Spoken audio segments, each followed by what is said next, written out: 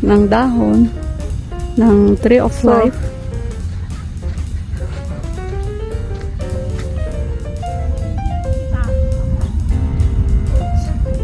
Sobrang init po.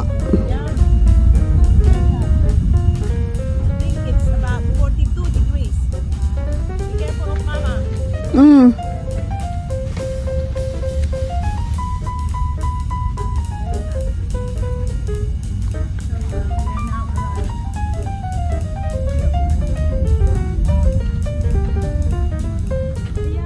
Nay, anong masasabi mo? Ayan yung Tree of Life sa Bahrain. Ito daw po ay yung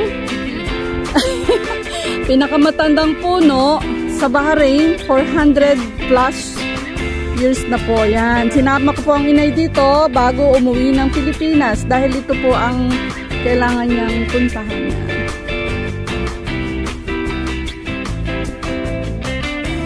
Yan ang inay, pipitas po siya ng dahon ng Tree of Life. Iuwi niya doon ng Pinas, lalagay niya sa langis para panghilot. Yan. Sige, dagdagan mo na para marami kang langis na maanuhan mo. Ito oh, dito na oh. Para marami kang langis na wala ka bang plastic po?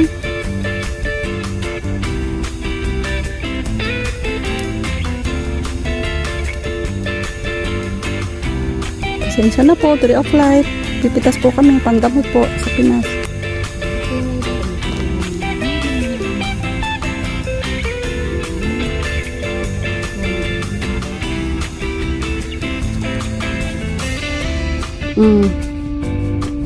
Yan, si Mother Deer. Ilalagay daw namin to sa langis. Iuwi niya ng Pilipinas. 440 years na puno na buhay sa disyerto. So, miracle tree po yan. Yan po ang tawag nila.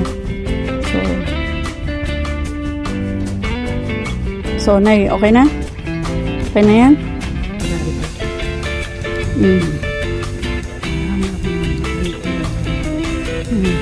Ito siya lalagay ng langis.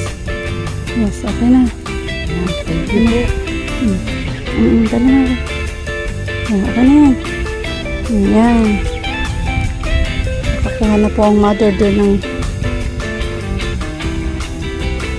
yan, marami na pong foreigners na pumupunta dito. Thank you so much, brother.